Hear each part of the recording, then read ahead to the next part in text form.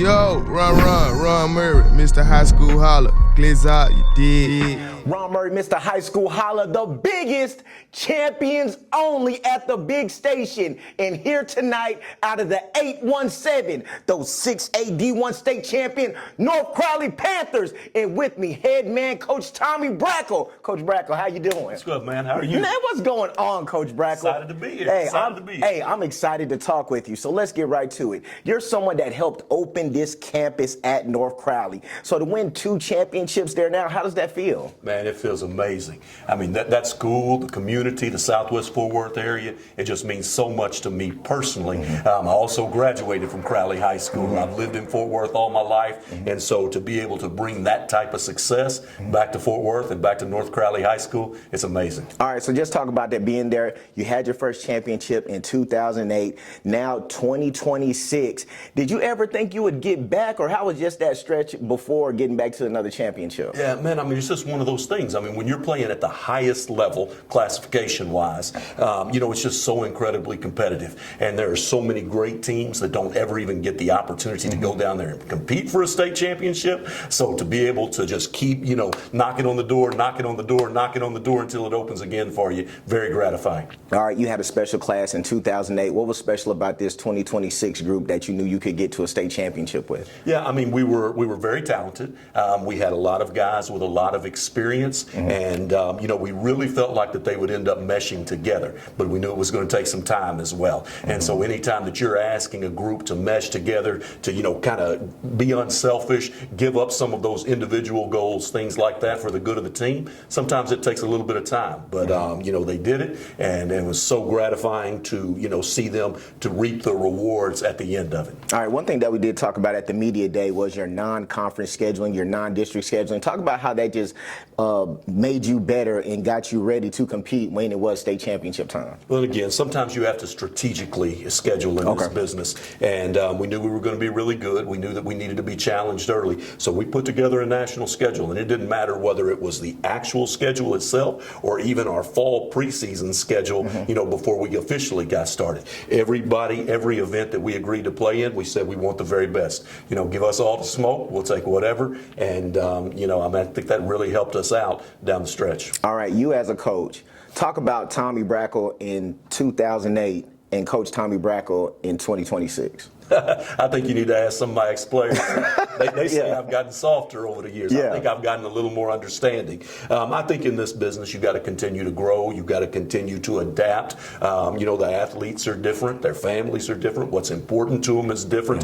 I think that, that now as a staff, we have a much more differentiated approach, understanding that each of these young men are different and that we need to try to meet them where they're at and bring them all along, but it may look different for each one of them. And one thing I do want to salute to you, you have a lot of your former players on your staff. That's not the same a lot of places. So what just made you do that? Man, absolutely love it. When you pour this much time and this much energy and this much true love into your guys while you're coaching them, and then, you pick certain ones over time, that you really feel like have it in them to be a coach. And that's what we've done. I mean, we brought them back, and to have them come back and want to get in the profession and give back to the school and give back to the community through what they do in life. And we've had 14 of them now overall. We got about 3 or 4 currently on our staff, but we've had about 14 that have come back and coached for us at one level or another. No, salute to you on that. And one thing I do want to talk to you about, because like the legendary coach Robert Hughes, all the championships that he had at Dunbar, you spoke so glowingly and highly of him. Just talk about the impact that he's had on you, and now your name is in that rare air in some spaces. Well, and again, I'll shut that down right now because there were a lot of coaches when I was younger and in the profession, and just kind of getting into it, that I kind of sat back and I watched and I admired and I tried to model what we do off of what they did. Robert Hughes was definitely one of those guys. You can't talk about Fort Worth basketball without thinking immediately of Robert Hughes. And we knew that if we were ever going to be one of the top teams or the top team in Fort Worth, that it was going to go through the Fort Worth Flying Wildcats. So with that, Is Fort Worth really just a hoop city? Because I feel Fort Worth as a whole, the 817 does not get the credit it's due. I don't think we get the credit that we're due. I mean, I think the entire Dallas-Fort Worth area is a hoop area. Absolutely. Sure. I mean, Absolutely. When you talk about, I think we had 9 consecutive state championships down on the boys' side. Yes. And the girls' side did Yes. well, too. And that's not before you even start talking about, the private schools and prep schools and stuff like that. I mean, the Dallas-Fort Worth area right now is really just the mecca for sports in the state of Texas. But we can hang our hats from a basketball standpoint for sure. All right, at halftime in the state championship game, it was 31-12, Coach. Did you expect that type of domination? Can I clap right now? Can I give one of these? Yeah. Because I'm going to tell you, all year long, our offense had really carried us. And we talked so much about defense traveling and how we were going to have games throughout the postseason that, guys don't miss shots on purpose, right? Yeah. Guys don't turn the basketball over on purpose.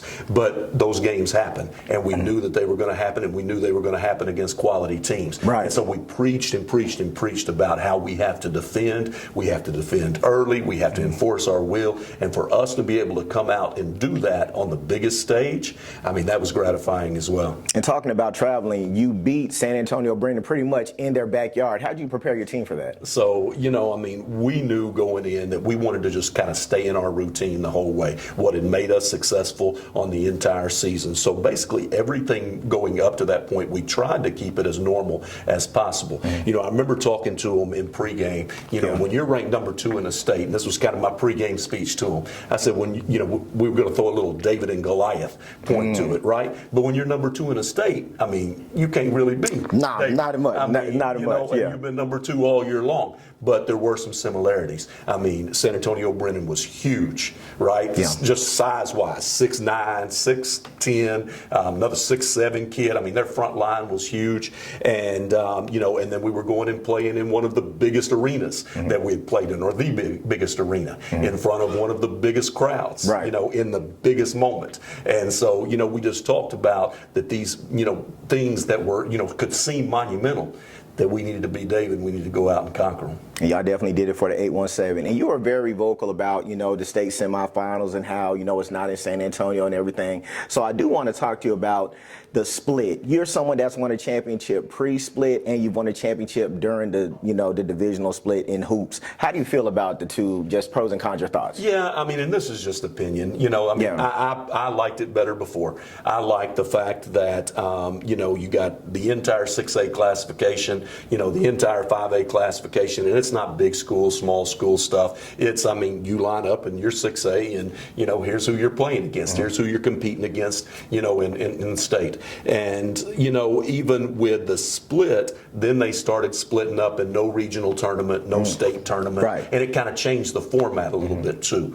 And, even to the point where the state semifinals, and it didn't used to be this way, but the state semifinals across the state were Region 1 against Region 2. Well, a lot of Region 1 and Region 2 are both from the Metroplex. That's true, absolutely. And so you had a lot of Metroplex teams, just like us in Duncanville, that actually had to play in the state semifinal, where if it would have been done the way it was done in the past, back when there was a state tournament, they would have reseeded when they went down there, and North Crowley may not have played Duncanville until the state finals. Right. Now, that's not taking anything away from a great San Antonio Brennan team. That's not taking anything away from an amazing Houston Atascocita team.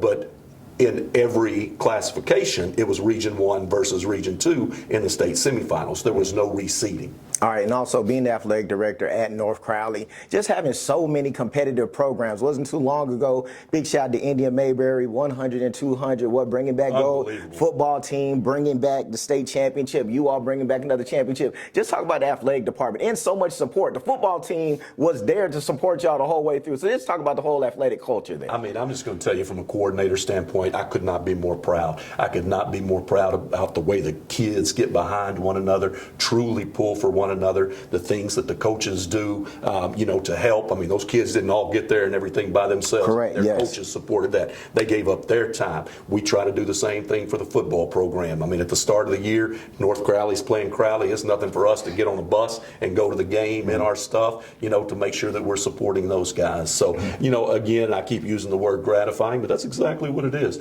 it's very gratifying to be in a school where it means so much, that they'll pull for one another. All right, Coach, what can we expect next year from the Panthers? Hey, we're going to be right there every year. We're going to sit there and we're going to, enjoy this, and then we're going to start working hard this spring, this summer, next fall, and try to put it together and see if we can make another run back that way. Coach Brakel, I appreciate you. Appreciate it, brother. Yes, sir. Ron Murray, Mr. High School Holla, the biggest. Ron Murray, Mr. High School Holla, the biggest, champions only at the big station. And with me out of the 817, those 6A D1 state champions, North Crowley Panthers. And with me, MVP, Isaak Hayes. What's going on, Isaac? It's good. Hey, let's talk about the game you had against San Antonio Brennan. 22 points, 6 assists, 3 rebounds. PG1, let us know. Man, the game, I felt like we had a great game plan coming into it, and we just executed it, and that's why we handled business. One thing I talked about, Coach Brakel, at halftime, it was 31-12. At that moment, did y'all kind of feel it was in the bag, or how were y'all feeling at halftime? Yeah, look, like, we came at halftime, we was overly excited. Like, you'd have thought we already won the state championship. But yeah, I just felt like the way we defended, holding a good team to Brennan to only 12 points was pretty crazy. All right, because we already know how good Brennan was coming into the season, making it all the way to state. So with that, playing in their own backyard, how did y'all just stay focused during that? We knew that, we knew defense was key, because we knew if they weren't going and wasn't scoring a lot, that they fans couldn't get involved to the game. So once we kind of shut them down, the fans were kind of quiet. All right, Isaac, you being a Fort Worth guy, do you think Fort Worth basketball doesn't get the credit it deserves? Because at the end of the day, there's been so many champions that come out of Fort Worth like yourself. Yeah, I feel like we don't, because, like I say, if a kid in Dallas is good and a kid in Fort Worth is good, they're going to go with the Dallas kid just because he's from Dallas. And that's how I always feel it is. Okay, so at what point in the season would you say that you knew that y'all could be state champions? I'd say when we went to South Carolina, we played nationally ranked teams, and we didn't, we lost the game, but all the games were under. The game we lost was by 3, and all the games we played were super close. So I just felt like us competing versus them ranked teams gave us confidence. All right, so how was it preseason? What were some of the things that y'all did for team bonding and things of that nature? We always, on our own, we always went out to eat as a team, like breakfast, stuff like that. And that just built chemistry. And then we always hung out. Like my guy Alex, he had a kickback one day, at his house, and we just was chilling there, stuff like that. Little things, but built a lot of chemistry. All right, no, that's good. So how do you get ready for the game? Me, I personally, I get stretched by our trainer. Shout out to Val. I get stretched by her. Yeah. And then I just listen to Young Boy the whole hour, whatever, 30 minutes straight Young Boy. You just got him rolling. Yeah, straight Young Boy. All right, and I want to talk about the year that you had. Hold on, I got to pull out my phone real quick, because it's like when it came to the accolades, you racked them up. Let's talk about it. Oh, Corey, state championship, state MVP, first team All-State, first team All-Region, first team All-District, district MVP, 1,500 points. Talk about the year, and did you expect all of that this season? I kind of did, because I feel like, I'm going to just say it, I feel like both of my freshman and sophomore year, we should have won state. So you feel that, so you feel state should have already happened for you? Yeah. So I feel like me just being a junior and having them 2 losses, in the playoffs, that I came in the season, knowing what it took, so I knew what I had to do to get it done. That's awesome. So let's talk a little bit about the recruiting, and just, of course, we know that colleges are coming after you, but what do you want in a college? Really, what I want in a college, I just want to go somewhere that's going to, of course, develop me and get me better, and play as a freshman, because, that's big. A lot of people go to, big schools but don't really play as much, and they don't really get developed because they're just on the bench. So I just want to play as a freshman, for real. Okay, so next year, what can we expect? Talk to us, of course. Your junior season, you were able to make the mountaintop. Senior year, what are some things you want to do? Of course, number 1, go back-to-back. And, I think that's just the biggest goal, go back-to-back. But, of course, senior year going to be a movie, of course. Hey, and shout out to the MVP jacket, too. That's super dope. Who put that together for you? This lady on Instagram, her name's Custom Crew. Okay, hey, she did a great job. Nah, it's hard for sure. Heck yeah. All right, let them know what they need to know, Isaac, about that 817. Man, just know we coming. Ron Murray, Mr. High School Holla, the biggest.